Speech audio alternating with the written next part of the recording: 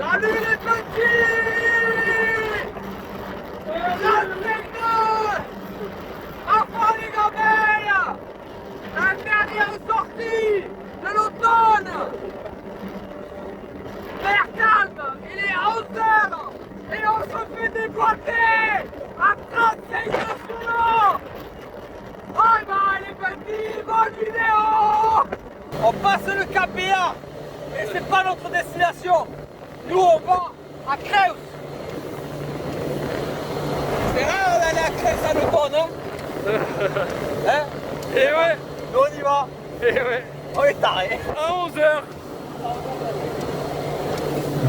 Là, il y a la pierre où j'avais fait la dorade, d'accord? Et il y a plein de sards qui tournent autour. Quand les sards comme ça tournent autour des roches, il faut savoir contourner les roches, les suivre jusqu'à leur antre. En fait, vous voyez, il faut le suivre tranquillement. Il va dans la faille. Je sais qu'il va gicler quand il va arriver dans la faille et qu'il va me voir. Hop, il est là, il va tourner. Il faut se dépêcher de tirer. Oh, il a fait une erreur. Il est reparti à gauche au lieu de droite. Il a fait une erreur. Ça lui a été fatal. Il serait reparti à droite, il aurait filé. Je n'aurais jamais pu le faire. Mais il a fait une erreur. Voilà, c'est ça aussi la pêche sous-marine. Hein, c'est profiter des erreurs des poissons. Yes! Joli ça.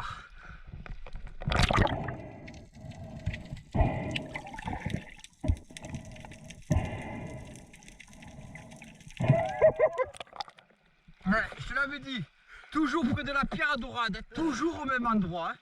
Bon, il est joli, c'est pas un gros poisson, mais il est joli. Yes! Le premier. Ouais, c'est clair. Certes, je suis un chasseur, mais j'aime regarder le milieu marin. Quand je me balade et que je chasse, je prends le temps de pouvoir observer une étoile de mer qui rampe sur les cailloux. C'est un spectacle magnifique, ou une murène dans son trou, qui est trop petite pour l'attirer de toute façon. Et j'aime bien passer un peu de temps à les observer, à les regarder. Ça fait partie intégrale du voyage. Il faut savoir qu'une pêche comme ça, c'est 7 heures de pêche T'as minimum. vu, la visibilité a chuté à une semaine. Hein. On sent que vraiment l'hiver est arrivé. On est passé de 24 degrés à 19 degrés de l'eau. Et la visibilité au fond s'est effondrée complètement. Et surtout, tu as vu, il y a beaucoup moins de poissons qu'il y a une semaine. Hein. Carrément. C'est compliqué. Hein. Plate à vérifier. Comment? Il y a une pierre plate à vérifier. Allez, on va aller la contrôler.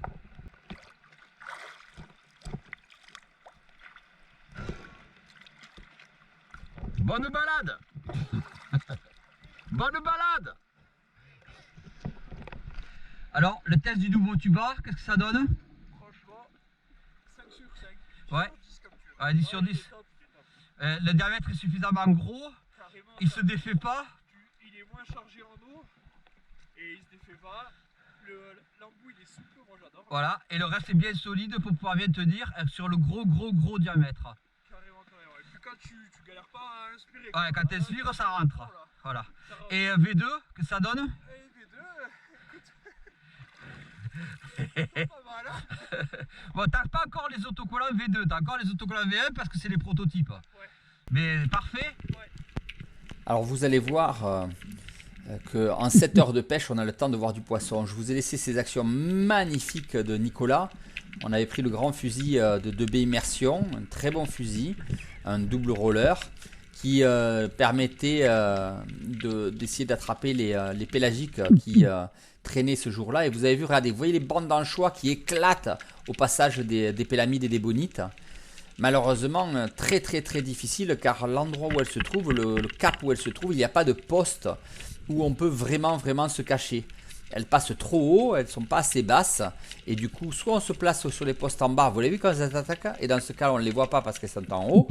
Et quand on se met au niveau où elles attaquent, eh bien en fait, on est sur un poste trop découvert et on ne peut pas s'approcher suffisamment près pour les tirer. Et ça, c'est difficile à juger. Je vous ai laissé plusieurs actions comme ça pour que vous vous rendiez compte de l'explosion de la manche. Si un jour vous voyez la manche comme ça, regroupée et explosée par moment, il faut que ça attire votre œil. Il faut que vous vous disiez, bon là, il se passe quelque chose. Il va falloir que je reste, il va falloir que j'insiste pour pouvoir voir ce qui se passe. Et au bout d'un moment, à force de regarder autour de vous, vous allez obligatoirement voir le prédateur. Regardez, ah, vous avez des anchois qui sont arrivés sur Nicolas carrément. Et l'attaque de Bonite qui se fait juste derrière. Mais tellement rapide, tellement furtif que c'est impossible d'arriver à aligner un tir. On y a passé presque 2 heures. Regardez là encore. Tirer ça, c'est quasiment impossible. Et on y a passé presque 2 heures sans avoir quasiment aucune opportunité. Là vous allez voir, on tombe sur un endroit où on aurait eu la possibilité de les faire au passage. Mais malheureusement, on s'y est mal pris. Un peu plus loin, on va avoir la seule opportunité de tir de la journée sur les bonites. Donc pareil, les anchois sont là, on ne bouge pas. Le poste est bon. Le poste est très bon. On voit les anchois qui se regroupent. Ils vont éclater. Ils vont nous arriver dessus, c'est sûr. Il faut être patient, tranquille, attendre qu'ils se regroupent. En fait, ils se regroupent parce que les bonites les regroupent. Voilà. Ça y est, ils éclatent, ils arrivent vers nous. Les bonites sont là, elles viennent. Et l'opportunité de tir. Et Nicolas tire. Et il la manque. Le poisson était tellement rapide que la flèche est passée derrière elle. Et pauvre Nicolas, quand il n'a pas de chance, il n'a pas de chance. Regardez cette action. Regardez, il est à l'agachon, bien placé. Il attend les pélas. Il est sûr que soit les pélas, les bonites vont arriver. Il tourne la tête. Et à ce moment-là, c'est pas une péla qui arrive. C'est une dorade magnifique. Le problème, il tourne le fusil. Elle l'a vu. Elle a vu le mouvement du fusil. C'est fini, elle est partie. Il ne la reverra plus. Et juste derrière, les pélas attaquent le banc d'anchois. Vraiment pas de chance. Tu l'as trouvé, Nicolas? Ouais. Elle est là? Allez, vas-y, tire-la. Comme je vous le disais, une pêche comme ça, qui est reproduite dans une vidéo qui fait 18 minutes, en fait, c'est 7 heures de chasse. Donc, il faut quand même relativiser. Vous avez l'impression de voir beaucoup de poissons, beaucoup d'actions, mais c'est beaucoup de travail et beaucoup de recherche pour voir quelques poissons. Et là, Nicolas a trouvé une dorade parce qu'au bout d'un moment, on en avait marre de pêcher depuis 2 heures dans le bleu sans pouvoir avoir une seule opportunité de tir, qu'on a décidé de se rapatrier sur notre pêche favorite, la pêche à trous. En fait, la pêche à trous, c'est la pêche anti-brocouille.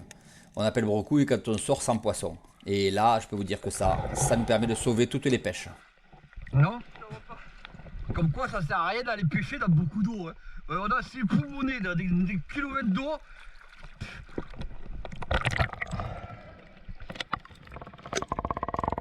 En plus, je suis un gros amateur de pêche à trous. C'est de loin ma pêche favorite depuis des années.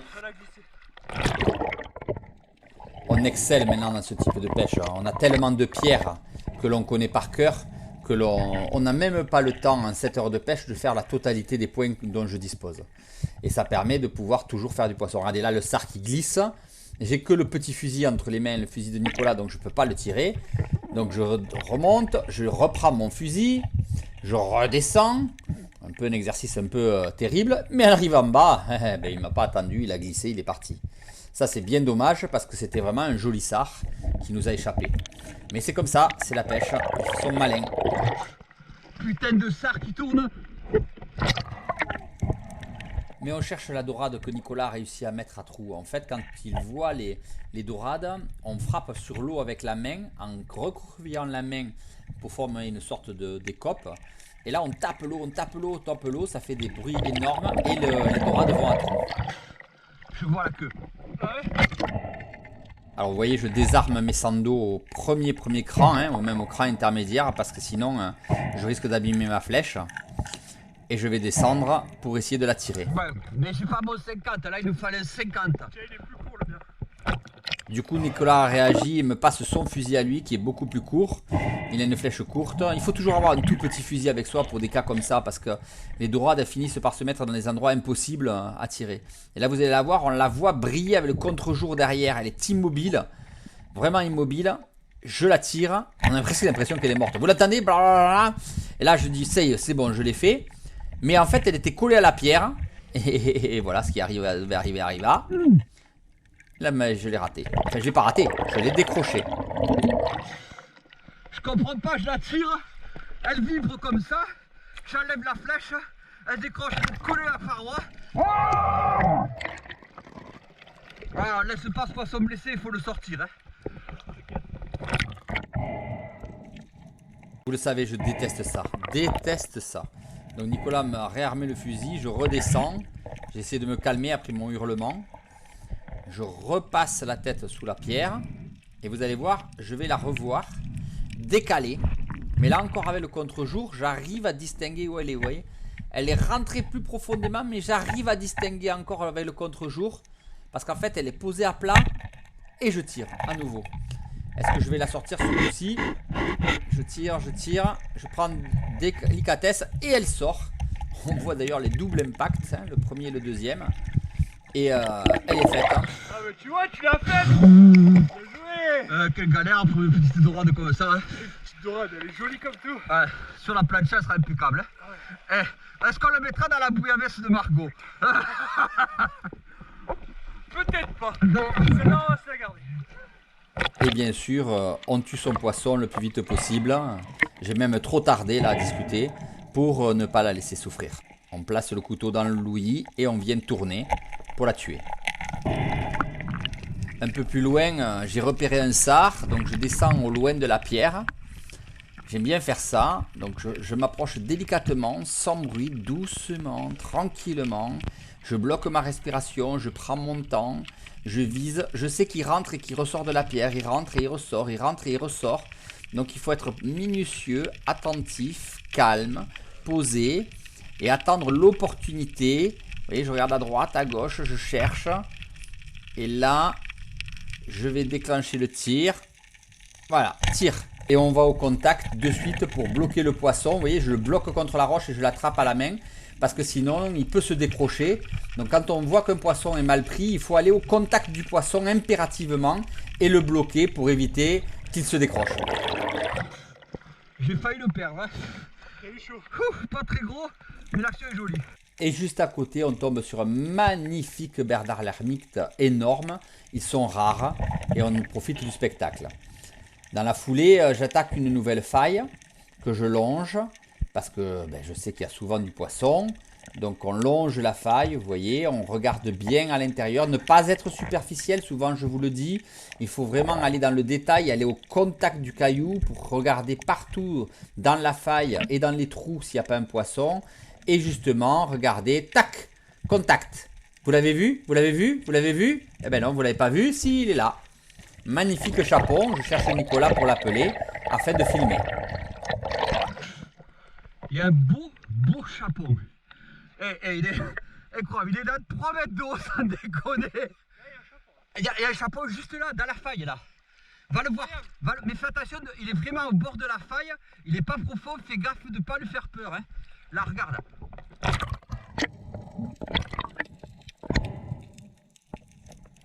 Va le voir. Mais fais attention de ne pas te rapprocher trop près de la faille. Hein. Donc là aussi, je désarme mon fusil au cran intermédiaire pour ne pas abîmer ma flèche. Et je vais voir Nicolas qui va voir le chapon. Enfin, du moins, il va essayer. Il n'a pas compris où il se trouve. Il le cherche, il ne le trouve pas. Au passage, vous voyez les Black Mamba V2. Hein. Et il ne le voit pas. Alors je descends au contact et je lui montre où il se trouve parce qu'il ne l'avait pas du tout vu. Et là, il va me faire les gros yeux parce qu'il va dire mais waouh. Voilà, il n'avait pas vu du tout le poisson. Comme quoi, il ne faut pas rester superficiel. Tu l'avais pas vu? Je voyais pas. Bon. T'as l'œil quand même. J'ai l'œil. Je vais essayer de le tirer. Enfin, je vais le faire, c'est sûr. Vas-y, tire-le. Mais là, il faut que je fasse attention. Hein.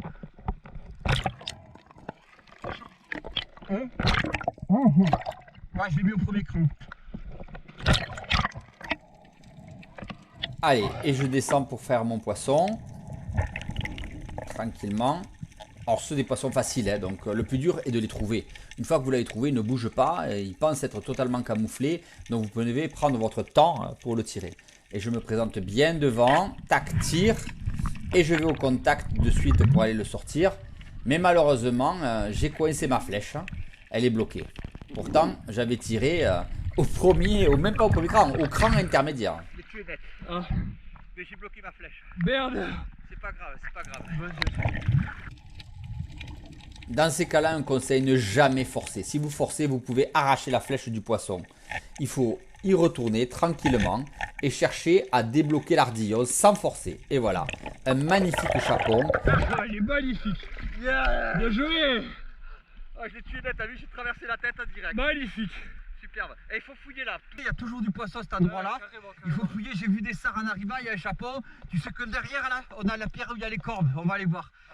De toute façon, en Espagne, on a le droit, donc on cherche. Nicolas, il y a un corbe, là, juste là. Et il est beau. Tu ne loupes pas, hein. Il est joli. Hein. Là, ça finit la pêche en beauté. Un chapeau, un corbe, mais dépêche-toi, là. Alors, contrairement à la France, en Espagne, le corbe est tout à fait autorisé, comme le mérou. Le mérou a une maille de 2,5 kg, le corbe a une maille de 700 grammes. Mais là, vu le poisson que l'on a repéré, c'est pas un problème, il est largement maillé. Donc comme le jour est en train de tomber, je dis à Nicolas de se dépêcher parce que... Et on entend son tir. Et il va sortir son poisson. Là aussi, il va aller au contact direct. Mais bon, le poisson est parfaitement bien tiré. Il est séché, aucun problème. On peut le remonter tranquille. Voilà, un beau corbe. Et je vais aller au contact direct pour le tuer. Alors, je prends le poisson et je plante le couteau. Toujours pareil, dans l'ouïe en remontant vers la tête. Mais vous voyez la bouche ouverte. Il était mort ce poisson. Il était mort. Donc c'était facile de le tuer. Mais par principe, je viens toujours les finir au cas où. Bon, mais écoute, voilà. Écoute, la pêche est finie. On peut rentrer. Yeah. Allez, bye bye les petits, bonne vidéo. Bon les petits, j'arrête de pêcher. Bon, attendez ma voix, j'ai le rhume. J'arrive plus à pêcher, j'arrive plus à décompresser. Donc je laisse Nicolas démarrer. C'est ma femme qui me l'a refourgué. Merci Astrid. Et là, il vient de se tirer un chapon. Et il a plus de batterie sur sa caméra. Encore une fois. Oh, il est beau celui-là. Ah, celui-là, il est beau. Ah, celui-là, il est magnifique. Et t'as plus de batterie sur ta caméra?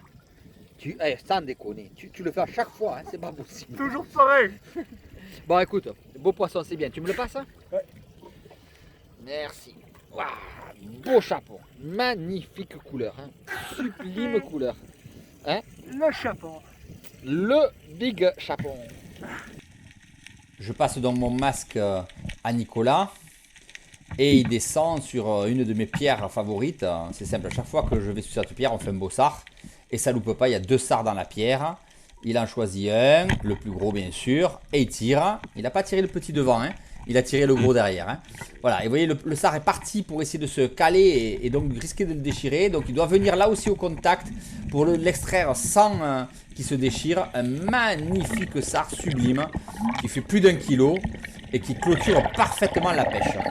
Alors que moi je suis au téléphone tranquillement sur le bateau. Bravo Nicolas. Merci.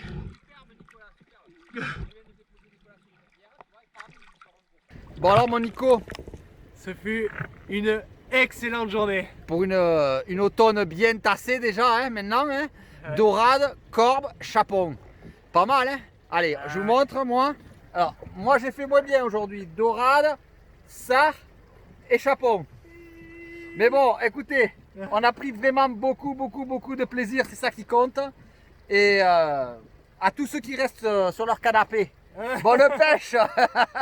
On s'est régalé. Bonne Merci. vidéo les petits, ciao. Merci, ciao ciao.